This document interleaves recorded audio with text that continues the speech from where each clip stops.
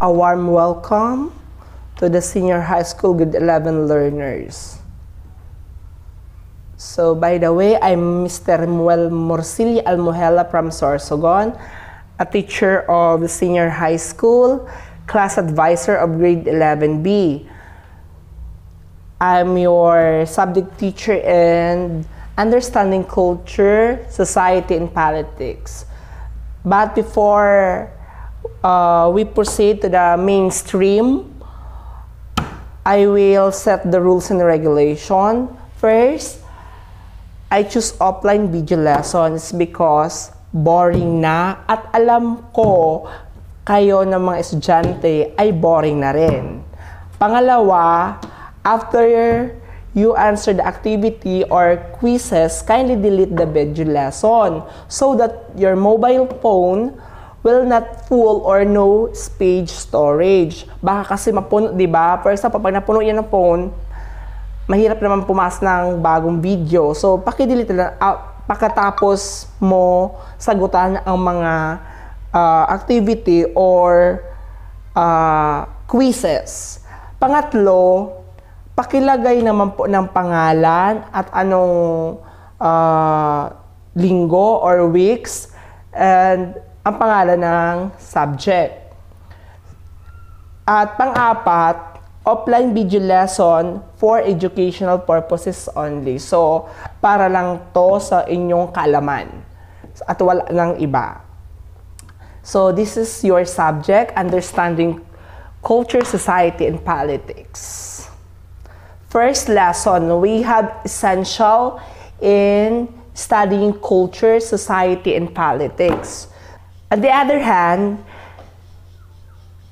is one of the most symbolized part of the human body. It is often used to depict skill, action, and purpose.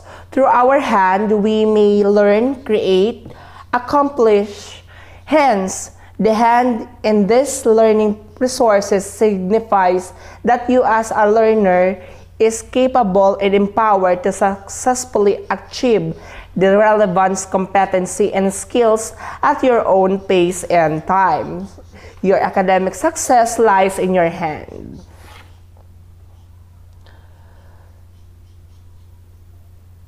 So, natural science and social science. So, what is the difference between the two since we have talking about in the essential? So, in natural science, when we say natural science, it will focus on physics, chemistry, biology, geology, as long as it will deals to the study of physical world.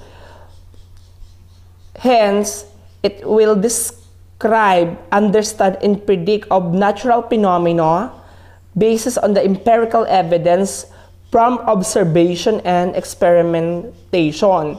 The mechanisms such as peer review, repeatability of findings are used to try to ensure that the validity of scientific advancement. While social sciences focus on maybe history, culture, politics, government, laws, economics, anthropology, and so forth. By the way, understanding culture, society, and politics focus on these three branches of social science. We have anthropology, sociology, and political science. In anthropology, the goals of anthropology internalize the concept of individual differences, and diversity, discover the universality among humans, see the cultural patterns and objectively, produce new knowledge and new theories among the humankind and human behavior. Whilst sociology obtains theory and principles about society, examine the social rules within the society, see the interindependency of all beings, broaden the familiarity on sociological facts. Political science, examine the operation of the government, equip each of us intellectual resources that will harness you to greater heights, understand civic skill and human ideals for public participation. So, dito lang tayo nakapokus hanggang sa matapos ang semester. Anthropological and sociological perspectives on culture and society. In this, we have types of culture. Culture is primarily composed of material and non-material elements. Material culture includes all visible parts and intangible objects, while non-material culture has intangible objects or invisible parts. These manifestations are always present in any given society. We have two types of culture. We have material culture and non-material culture. First, the example of material culture is foods. So in foods, we can taste, we can smell, we can touch. Clothing. In clothing and fashion, we can wear, even though we can touch. Next is buildings and properties. For example, school buildings, churches, and other establishments are material culture. Arts and technology. In arts, for example, painting, sculpture, monuments, all of those are material culture. Technology, for example, gadgets, mobile phone, but not in general, but several of us are using cell phone because we are adapting globalization. So that's why some of us are using mobile phone. Now, second is non-material culture. Ideas and knowledge, so naka-intact lang yan sa utak ng tao, pero non-material culture siya. Beliefs, paniniwala mo, even though the tradition. Tradition, maybe say, tawag nito, in Filipino culture, in Filipino tradition, makikita natin dito yung, for example, we have hospitality to the visitor. We have family ties. Next is symbols and language. So language, hindi naman siya nahawakan, pero it can be expressed. Behavior and religion. So we have different religion, but we cannot touch, or even though we cannot smell or other presenting gestures. So all of those are non-material culture. Next is elements of culture. When we say elements of culture, to fully comprehend the concept of culture, it is initial to understand the different elements that comprise it. The University of Minnesota enumerates these elements as norms, symbols, values, beliefs, language, taboos. So in norms, we have two forms. We have formal norms and informal norms. For example, in formal norms, we have mores. They are norms that has firm culture to moral and ethical behavior. Next, in normal forms is laws. They are ordinances of reason enacted to protect the people from the bad effects of outdated mores. Informal norms. When we say informal norms, there are folks or customs. They are behaviors of less importance, yet it still influence our behavior. Next is symbols. These are things are carry a meaning recognized by a people who share a culture. For example, a symbol of a cross refer to Christianity, while crescent shape is for Islam.